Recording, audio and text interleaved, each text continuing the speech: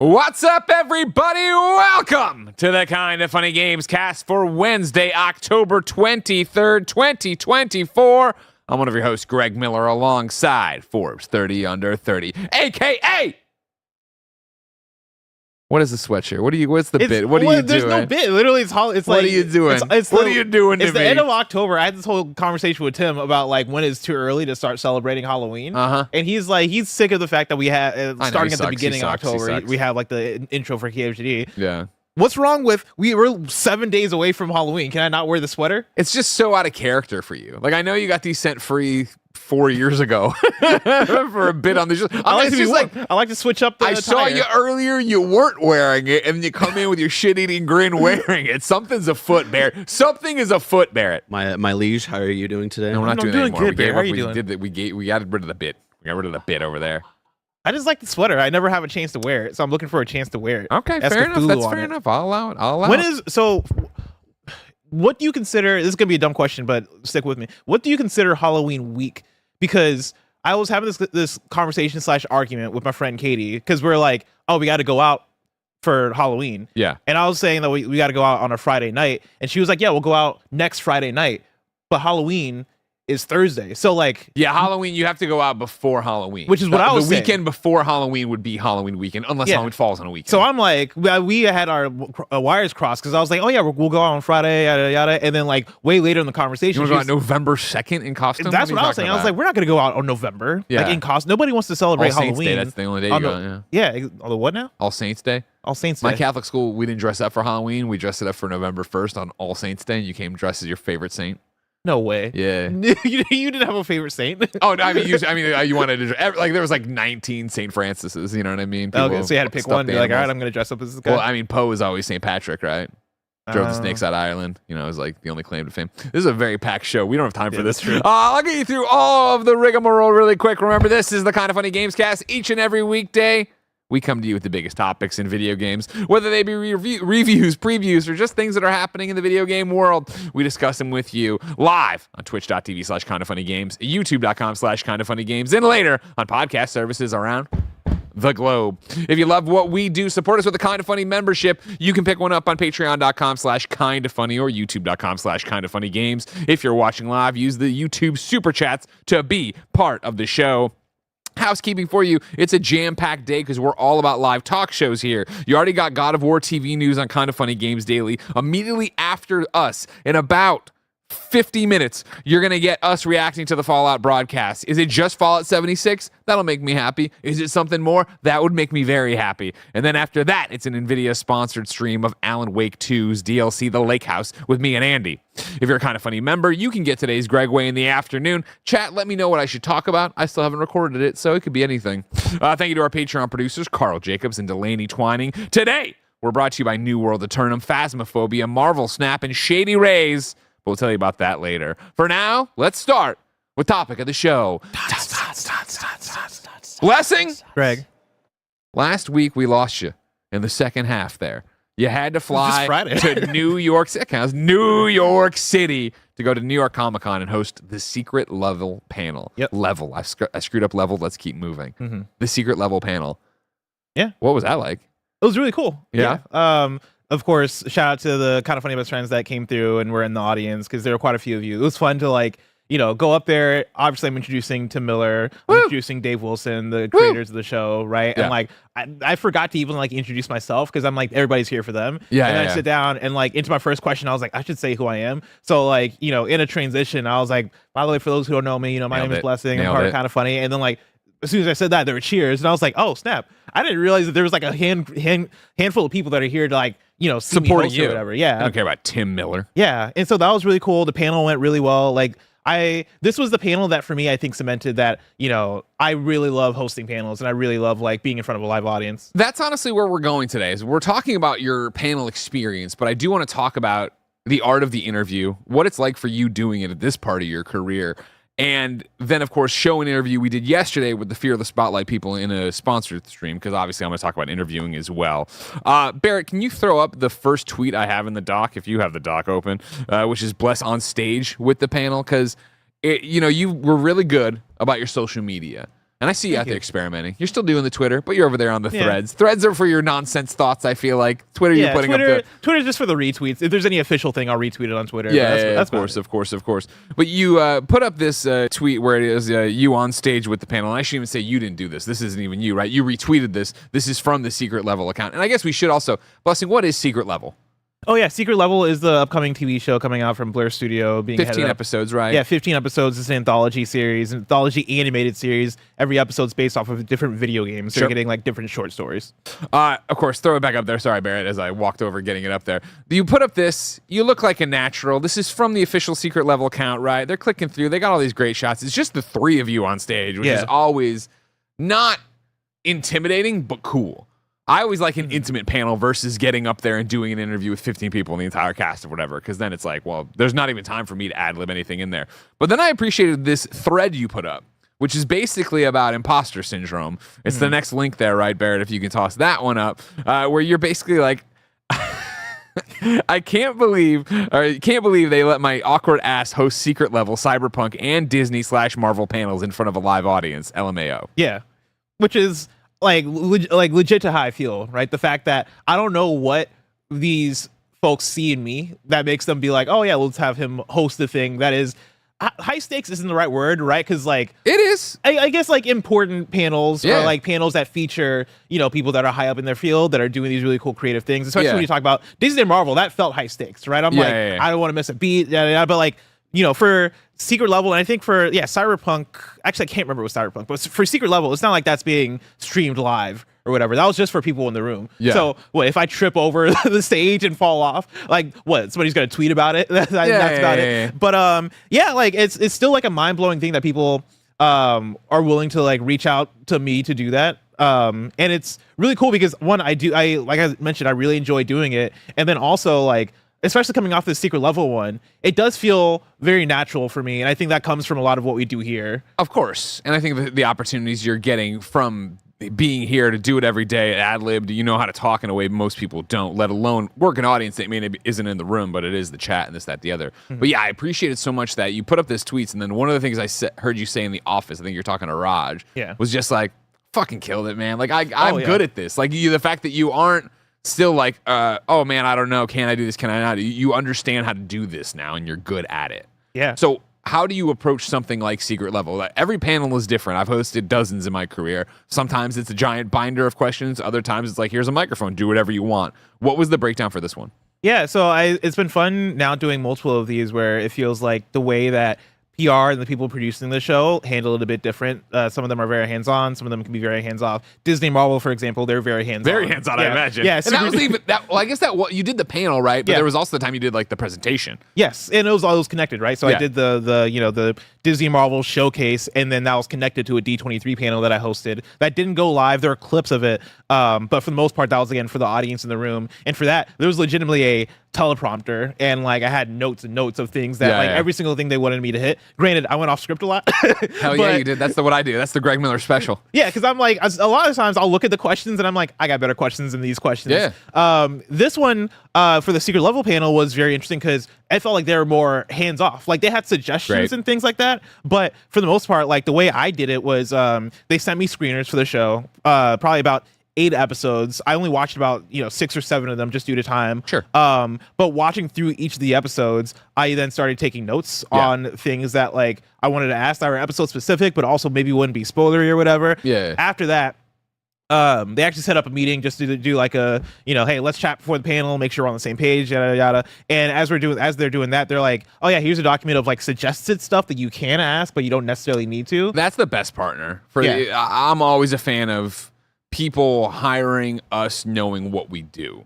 And so especially for me, again, having done so many panels, like I'll come in and if it is, they vary like, this is what we need to do, let's do it. But like I think of my last one was the PAX West for Access panel, right, for Civ, where it was like, hey, here's all the stuff we have, here's what we'd like to hit in this order, but if you don't get to it because the conversation's flowing, I think that stick with that, that's better. Yes. And for me, that's always the thing, is like the key to a good interview, whether it's on a podcast, whether it's interviewing somebody for the paper, whether it's being on a panel with people, right, is actively listening and stopping people. Oh, that was really interesting. Wait, come back to that. Or I'm going to come back to that. And let's see, like pulling things from what people are saying rather than having a list of questions, or at the worst situation of having a script, right? I've never had a panel where they're like, you have to say verbatim all this stuff, but it is like, this is what we want to say and how we want to do it. Yeah. And I formed my questions and I formed my like run of show based off of the questions they gave me, right? Because like at the end of the day, obviously there are different kinds of interviews you do in the industry. If we're doing a panel, essentially, especially one that's being paid for, right? Because they approached us, they're like, "Oh, we'll pay you to have Bless come through and like host the panel, do all that stuff." I'm like, "Hey, I'm here to do whatever you need." You're the client at that point, yeah, and that's me talking to them. You're the client. What do you want? Yeah, which is way different than like if somebody was to come to us, like Phil Spencer came to us for that Xbox for Xcast, right? Yeah, and it is all right. We are talking to you because we want information. This is editorial. Right? We're here to like gain information and figure out what's going on with all this. Whereas for this, it is the thing of, hey, I'm here to serve you in whatever way you want. Like you're paying me, you're doing this, so like however I can help you. That's a host job. It's a host job, right? And so like I am forming the questions based off of what they gave me, but also forming questions based off of,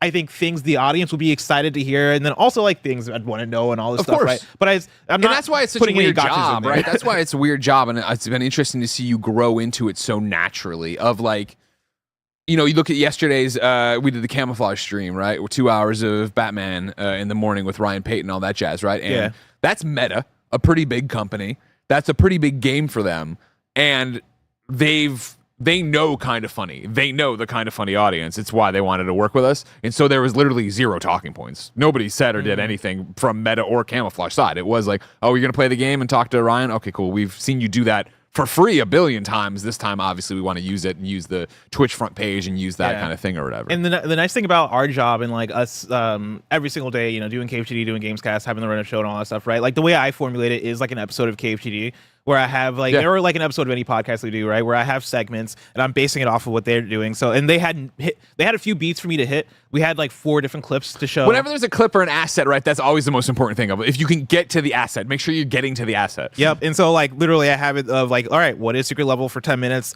Talk about the exclusive looks, talk about like, ask about the trailer and the cast and all that stuff, right? Like I am formulating them and I have bullet points that are questions underneath all these things. But then when I'm actually on the stage, it is free flowing. I am like skipping note cards because I'm like, oh man, I need to get to this other question because this is a really great jumping off point based off of what they're saying. And it is on a panel like that, making sure that the panelists are getting as much time as possible to like talk about the interesting things. Because sure, like maybe some people are there for me. The vast majority of people that are in that room are here to hear about Secret Level. And specifically the Concord episode. Yes, which is funny because did you ask I didn't ask, but there was somebody. We had like the last 10 minutes where people came the Q&A, and somebody did ask about the Concord episode, which is really interesting because I was like, all right, like I was gonna ask it, but I'm really curious to see what you guys have to say about it. And like they Tim Miller gave a really good answer of like, hey, like we're not involved in the creation of that game. Like we want the best for those developers. We believe in those people, all that stuff, right? But like,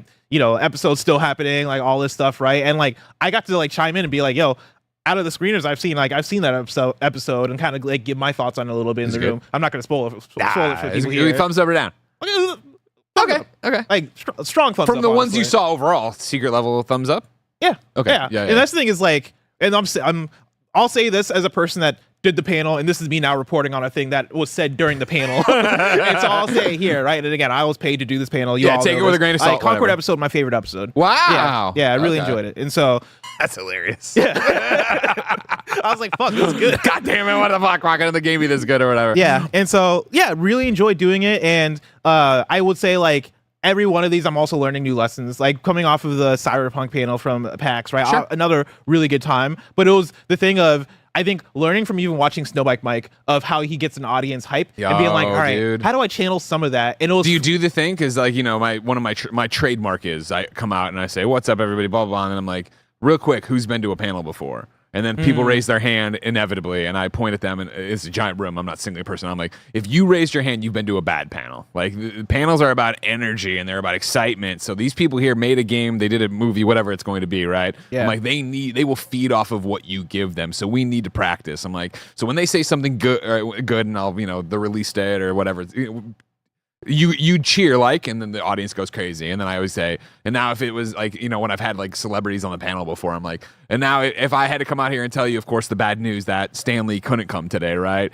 And they boo or whatever. And then I'm like, I'm just kidding. They cheer again. I'm like, all right, you're ready. And you bring them out. Like, you have to stoke that fire. So people actively listen. And it's the same thing we talk about with meeting our audience, right? Where we meet so many kind of funny best friends, and they tend to just sit there and be quiet and listen to you. And you're like, are you okay? And like, oh, I don't know how to talk to you. Like, so it's like, it's just being an audience. You're not sure if it's supposed to be clapping or listening or what it's supposed to be. And that's my thing is I didn't do that whole preamble, but I did do the thing where, I walk out first, introduce the panelists, and I come out and I'm like, what's up, New York Comic Con? How's it going? They cheer a little bit. And I'm like, listen, I know you guys can get better than that. Like, how's it going, New York Comic? Like, I'll do like that extra, hey, let's get excited. And as soon as I hear that level of excitement that I like, I'm like, all right, now it's time to introduce people. Yeah. And like after that, they were just, they were hyped the whole way through, especially when we're introducing clips and stuff. And so, yeah, it's been fun, like learning each panel, like getting better at each panel. And I really hope I continue to get to do these because for me, this is some of the most fun stuff we get to do. I'm going to kick it to ads in a second here, but do you get nervous? Because that was something that I don't know when I lost. Again, I've done so many panels and so many interviews, but I distinctly remember MomoCon 2015, maybe even 14, where I was hosting the Last of Us panel with Troy and Ashley. And it was just us, and it was like the packed biggest room.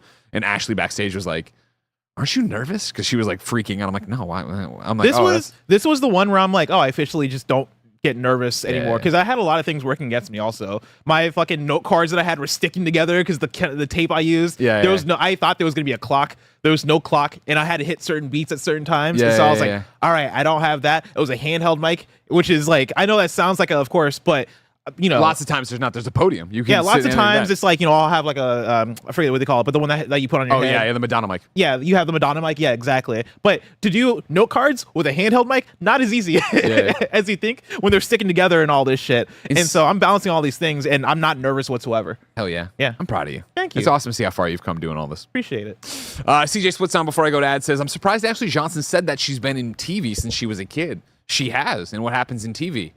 There's no live audience, and there's a script. Whereas when you're out here and doing this, takes over and over again. Doing this, you can do whatever you want. Just like I can tell you, we couldn't do this without you. Thank you, of course, for getting a Kind of Funny membership to get all of our shows ad-free. But since you're not using your membership, here's a word from our sponsors. This episode is brought to you by Phasmophobia. The genre-defining horror game is finally coming to consoles on October 29th, 2024.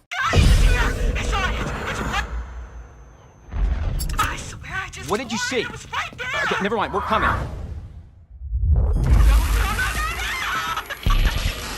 Hello?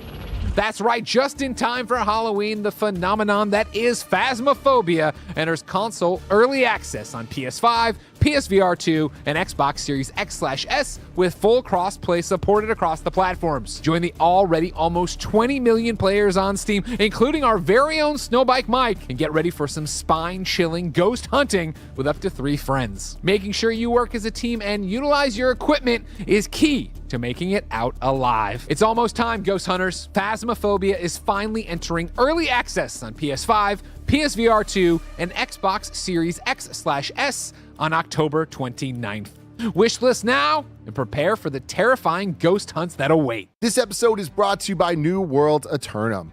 New World Eternum is a thrilling action RPG experience for console and PC players with a vibrant world, vast and beautiful setting, dynamic real-time action combat, and the freedom for players to choose how to forge their destiny. Combat is skill-based and dynamic, incorporating swords, guns, and sorcery so that you can build one character to rule them all as you explore Eternum and unravel the mysteries of the supernatural island that you can't leave. You love playing RPGs alone? You can in New World Eternum, or play cooperatively with your friends as you complete quests, get better gear, and level up. Greg played this at Summer Game Fest on PlayStation 5 and was caught off guard by how much he enjoyed it and how many hours he said he could see himself sinking into the final product. There's boss fights, cool enemies, crossplay, resource gathering, and crafting. So yeah, this sounds like a Greg game. New World Eternum is available now on PlayStation 5, Xbox Series X and S, and PC. This episode is brought to you by Marvel Snap. Y'all know Marvel Snap completely took over my life when it burst on the scene 2 years ago. I love it so much that I even mentioned it in my wedding vows, because to this day, my wife Gia is so obsessed that she has not missed a single day of completing her daily challenges. Marvel Snap is an award-winning collectible card game that combines deep strategy, a unique snapping mechanic, and your favorite Marvel characters with thousands of unique card art variants created by renowned artists to collect and use. Each game only takes about 3 minutes, so you can get in and out wherever you are. And with more than 270 cards in Marvel Snap with over 2,000 unique art variants, you'll always find some new fun. Marvel Snap just celebrated their 2nd anniversary, and to say thank you, they're throwing a party. Boosters, credits, variants, borders, and more are all up for grabs just by logging in daily, starting on their anniversary, October 18th. Download the Marvel Snap app now, available on the App Store, Google Play, and Steam, or visit marvelsnap.com to learn more. This episode is brought to you by Shady Rays. Get ready for the season ahead with quality shades built to last. Our friends at Shady Rays have you covered with premium, polarized shades that won't break the bank. Shady Rays is an independent sunglasses company that offers an unrivaled product that's just as good as any expensive pair that we've worn. Y'all know I've been outside in the sun a lot playing Pokemon Go, and it's such a great experience wearing Shady Rays when I am out and about looking dope. Every pair of sunglasses is backed by lost or broken replacements. If you lose or break your pair, even on day one, they told us they will send you a brand new pair. No questions asked. Exclusively for y'all, Shady Rays is giving out their best deal. Head to shadyrays.com and use code KINDAFUNNY for 50% off 2 or more pairs of shades. Try for yourself the shades rated 5 stars by over 300,000 people. Again, shadyrays.com, use code KINDAFUNNY for 50% off 2 or more pairs of shades. As I said, Bless, I've been proud of you. Watching you come to Kinda Funny, grow into this role as not only a host here, but then going off and hosting panels like you have. And of course, I think you've seen me do that a lot over the years and do a lot of interviews and stuff like that. And I still love it to this day. And so, we wanted to partner your piece with something from us, right? And it was one of those that yesterday we did a sponsor stream of Fear the Spotlight. And afterwards, we had Cozy Game, the devs, come on over here. Cozy Game Plays. They're a husband and wife team, Brian and Krista. Just 2 of them. They just put out this game, right? That they actually already put out once before and then took down, and then Blumhouse came. It's a whole crazy story of, Brian being at Naughty Dog and working on Last of Us, working on Uncharted, and then being like, you know what, let's quit our jobs, make this game. Oh, we're having a baby. It's a crazy story. And so, again, we're talking about this whole gig of interviews and how you interview, and then, of course, also gigs where we do stuff for it. And this is another great partnership, right, where they approached us about doing the stream, and I was like, well, their story's so interesting from SGF. Could we do that? And again, nobody told me what to ask, what to do, or whatever. It was just to go out there, and it was an active listening conversation from 2 developers that are incredibly talented, just made a really cool game. So, without further ado, here's our interview with the developers of Fear the Spotlight. As I live and breathe, Cozy Game pals, welcome to the show. Krista and Brian, how are you? Good, man. Great to be here. How I met you guys at SGF.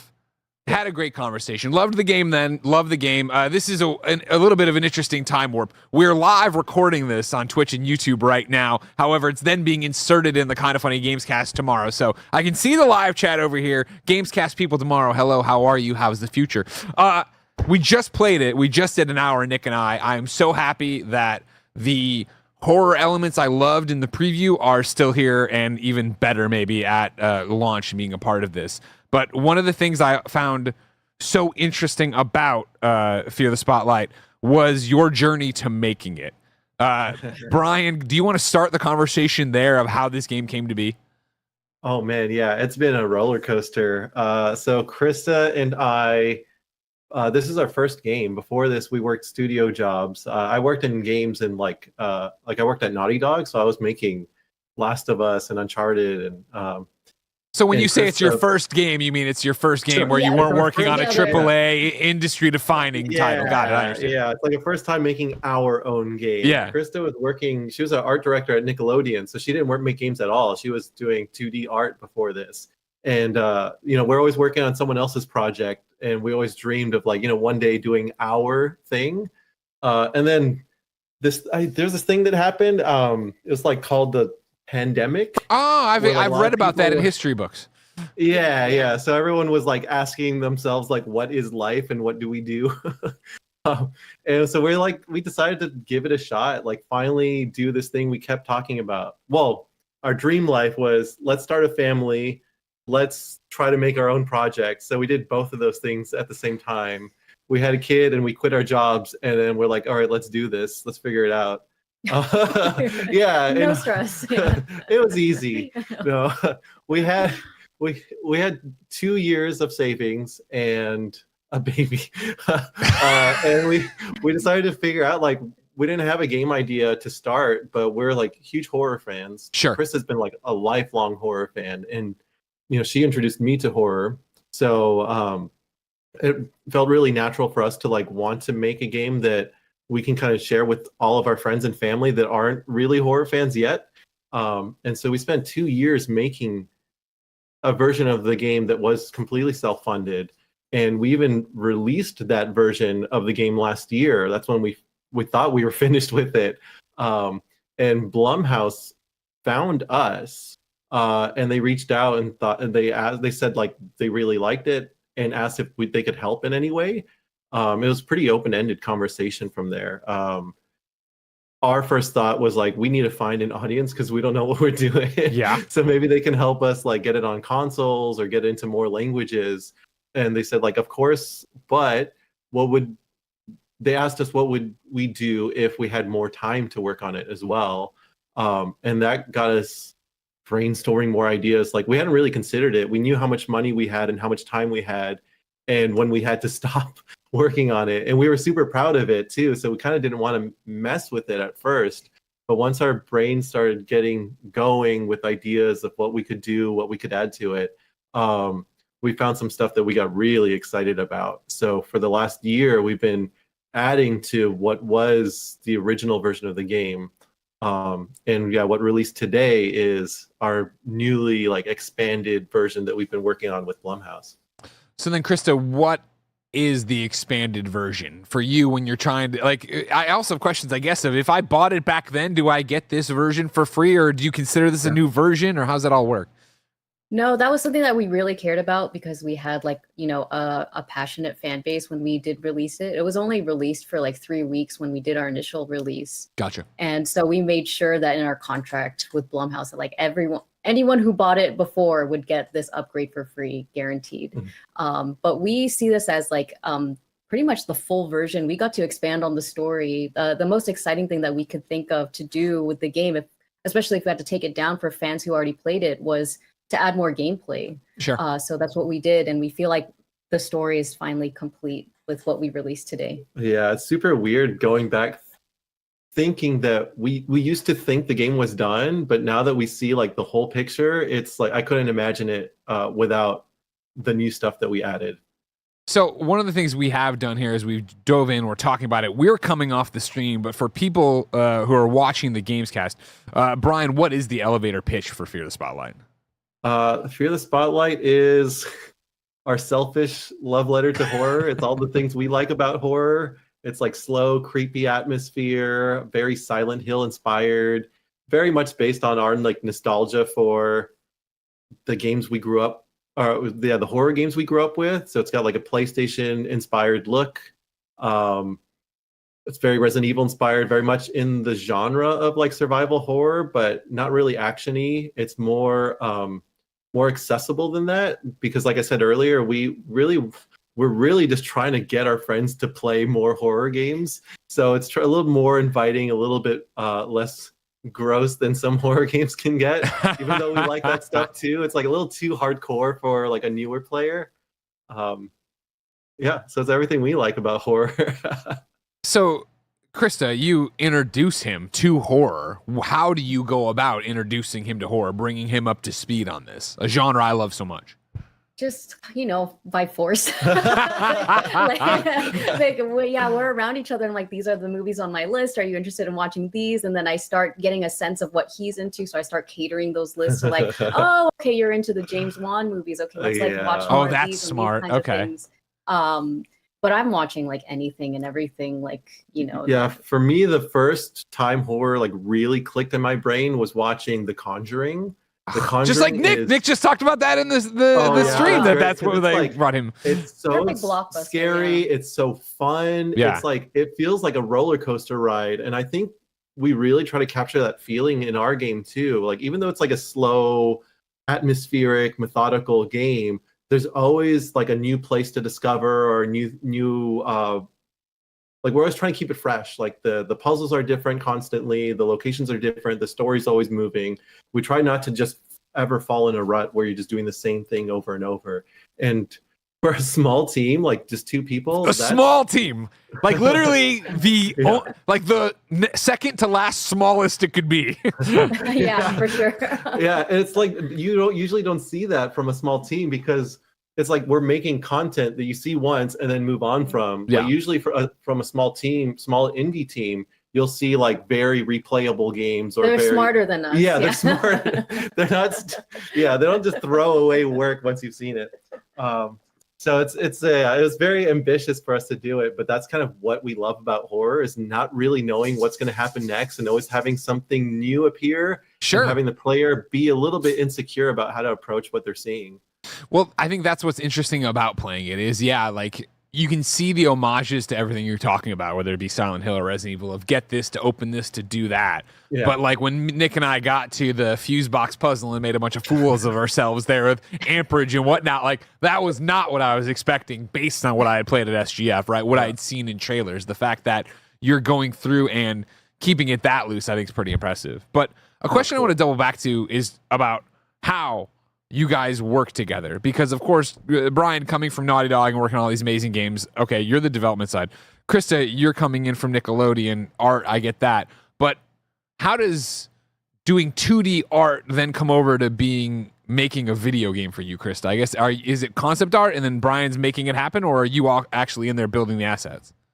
No, like I'm actually building everything in 3D. I'm doing all the characters. I think because we are learning to work together as much as like, you know, any other team, like we are figuring out what each other can do. And so we end up taking up roles that we wouldn't have thought that we would have initially. So I did a lot of level design and puzzle design initially, and a lot of the writing. And Brian did some of like a lot of the art, like the animations and the cutscenes were all him. So we do a lot of back and forth, and Brian does a lot of the implementing and getting it done. But we both have a hand in everything. Yeah, when you're this small, like you just have to do anything you can, and it turns out Krista's like a shockingly good game designer, and so she's hands-on building the levels, learning 3D modeling for the first time, and it's she wrote the whole story. A lot of people are really resonating with the story. I would say she wrote like 95+% of the story. Well, to jump in right there too, I think the reason it resonates so much is that again, it's doing so many great, not horror movie tropes, right? But horror movie setups of like, we all remember high school. You know, me and Nick talk about that picnic table we ran into where it's like, I've sat at this picnic table. I know what that is. And so to be in there and be playing with ghosts, Ouija boards, spirits, you know, tragedy, and then go have it wrapped around in high school, like that's easily approachable stuff, especially for horror, for Halloween, for this spooky time. Yeah, we love like supernatural horror stuff too. So ghosts and Ouija board, like all that stuff is just like up our alley. And like the school, that's the kind of school we grew up with. So it's really just like our reference points and the things that we really remember being scared of. Yeah. So you talk about this being, you know, this thing you're learning to work on different things together, learning new systems and all that. Was there ever, did this test your relationship? That's where I'm going with this. You know what I mean? I think of all the things my wife and I go through and have gone through and new experiences, and you know, we're a parent to a 3-year-old and how that's changed the relationship and evolved in different ways. I can only imagine that partnering up to make a game to find challenges and be like, oh, this is how you work. I wouldn't have thought you did that because I've never professionally been with you this way. Wait, so you don't want to spend more time with your wife? No, I do. I just know that she's very, here's the Asana board and here's the task. And I'm like, oh, I got it done. I wrote it on a piece of paper. I'll do it over there. Yeah, I tease. Yeah, there's a little bit of growing pains, but like, no, I think because we're both like, we're in similar creative fields. Sure. Like we both get excited. You know, we already think similarly. Like getting to spend more time with Krista, like that has been the dream. You know, that's why we quit our jobs to try this. because we always wanted to do it. And like, I don't know, hopefully this game does well and we get to keep doing it and get that dream life, you know? Yeah, we've been lucky too that before we did this, like dropped everything and do it full time, we were doing like smaller game jams, so we could kind of see little glimmers of it. So like, oh, let's test the waters, let's do a little something a little bit bigger, and then a little bit bigger, and then so I think we got acclimated to it as we jumped in fully. Yeah, to be honest, it's actually easier to work with Krista than at a studio because I can be more raw with her. Like if I'm going through something emotionally, I can't like in a meeting in a professional setting say, you know, my feelings were really like hurt because you talked over me during that meeting and it was not nice. It's like, okay, you gotta be a little more professional, and I don't know. Yeah, I told Neil Druckmann he hurt my feelings once. He never looked at me the same way again. So yeah, I know what it's like. So yeah, it actually worked out in our favor, I think.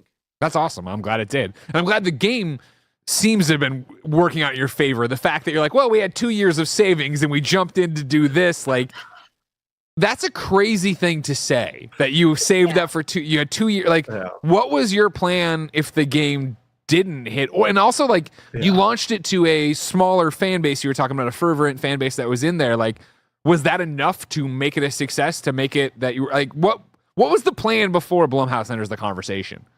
Well, so when we quit our jobs, there was a thriving video game industry.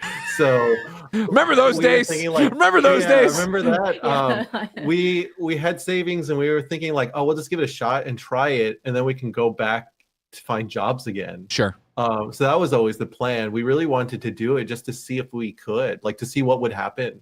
And so when we released it the first time, we had a passionate but small following. And we were ready to go find jobs again. Like we were like, that was fun. It was like, we're glad we did it. You know, we don't regret a moment of it. But now it's time to go look for work. And then that's when Blumhouse showed up.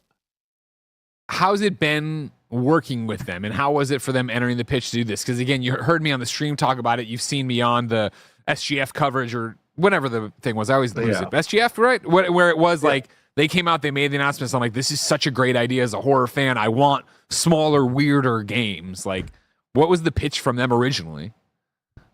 They came to us as genuine fans of our game. And like, I think them just wanting to support things that they really resonate with and are really a fan of, I think really shows. But yeah, really no pitch. It was just an offer, like a really open-ended offer of like, we like your thing and we would like to work with you, and how can we make that happen? Yeah, we're in the same boat as you. Like, we're horror fans, we're Blumhouse fans. Yeah. And like, so we're excited about what they were doing. I guess before they talked to us, all we knew was what they were getting into games. Like, that's all anyone knew. Sure. And then once they started chatting with us, they started telling us that like, they're just supporting small indie teams and like anything that's creative that they're excited about. We just kept getting more and more excited about what they're doing, like as fans of indie games, as fans of horror. Yeah. So then, have there been conversations about what comes next? I hate asking that question, for the record. I know it took every ounce of your being to get to this point for release day on this game, but like, I assume you're noodling ideas. I assume you're enjoying being independent. Is that the plan, to stay there? Yeah, that's the dream. Like we've been, I think our plan was always to not stick to one genre. Like, we're huge horror fans, but I don't think we want to do as much as I think Blumhouse would love us to pitch them another horror game. We grew so close to that team. The people there are amazing, they're like great. Genuinely, truly amazing. Like, every individual person there is a superstar. They're small and scrappy, and they're like, we have like just so much shared DNA between our team and their team. It's like, it's been a dream to work with them. But yeah, we're throwing out ideas sort of in passing of like what genre we might be interested in, or what kind of game we might play or want to make. Like, we think about this game as the dream game for 13-year-old Krista. So right now we've been asking ourselves, like, what would be the dream game for 13-year-old Brian? What is it, Brian? What do you think? I grew up playing like action games and multiplayer games I have 3 brothers, so we make like a perfect Halo team. So I'm like, just thinking of like what would be a Cozy Game Pals take on something that a younger me would have liked. So, we don't have any ideas yet. Sure. That's kind of the area we're starting to talk about. How hard was it to come up with that name? cozy game pals. And then is it a joke that like, again, your game is not cozy? Your first game is a horror game. Like Krista said, we used to do, weekend game jams, and those games were actually cozy. Yeah. And then I think the more we started like digging into our tastes and like exploring all of our tastes, that's when we started to see how much variety and taste that we had. And I think in a way, this game is still a bit of a cozier approach to horror. Yeah. Oh yeah. I don't know. What do you It's still a horror game, but I think because it is more entry level and more inviting, it does feel cozier. Yeah, it's like I think it's surprisingly wholesome. Like by the time you get to the end of the game, you'll see that we're not cynical people and we have some heart, and I think hopefully it shines through in the game.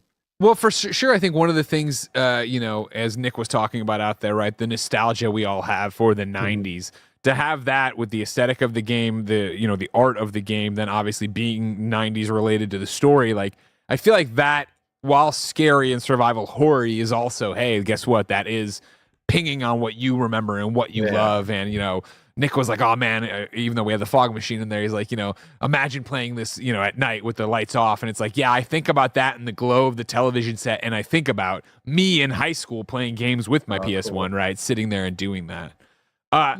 One thing I didn't ask you, and I should have, and I apologize, Krista, is we're talking about the art style being very PlayStation 1, like that's what it was looking for. Why did you choose that? Is it strictly because your horror games you think of are PlayStation 1 related? And then how hard was it to make a modern game that looked like that? And I'm very not technically savvy, but the way the screen moves, it moves in a way that is like not smooth. It's not ugly. It's by design, not like, oh, this looks like it's running at 120 frames per second. Yeah, I think every design decision we make is very intentional. So the art style was chosen again, because we're a small team. Like we thought that was an art style that we could achieve and make a lot of original assets for. So like, because I'm making and painting every texture and every model by hand. So what's a fast way to do art? Low poly. We're again like growing up on these horror games when I was a kid. It was like such a touchstone. Like, oh, that's like a great inspiration. I think we were seeing too. We're like huge like indie horror games fans, so we're just like on itch.io like all the time. Sure. And we see like certain games like, oh wow, that's really fun. That's a thing that people are doing and remixing it. It becomes inspiring. So I think because we're just in the general atmosphere of what indies are doing, we're getting like inspired and by trying things out. But yeah, I think there was also some intentionality of like at the time we started making this game, there's a lot of indie horror games being inspired by like PT and Amnesia, like a lot of first person atmospheric things. So partly we, just practically we wanted to separate ourselves a little bit from that. So we started looking at our other horror inspirations, and that's where like the PlayStation games came up. And I think we also still try to capture some of like the first person physical feeling setups that you get from like an Amnesia or an Amnesia inspired game with our like first person mode for clicking, tapping things. Yeah. I think one thing oh, sorry, go please. No, go ahead. We're just like mixing a bunch of our inspirations together. Yeah. We're talking about visuals. We've talked about the story. The one thing we haven't talked about, I would say, are both voice acting and sound effects. I think when I talked to you at SGF, I asked you who the voice actors were because they sound like a bunch of different people and they're awesome. But then today, getting to play it in the comfort of our own lab, like the sound effects are so off-putting in a good way. And the way you're using on the DualSense, right, the speaker to have it be the shrieky noises and the locks and the squeaks and stuff. Like, talk to me about that, because I feel like you guys have the stuff to make the game, make the environment, make the art, but that's performances and sound effect library. How did any of that work?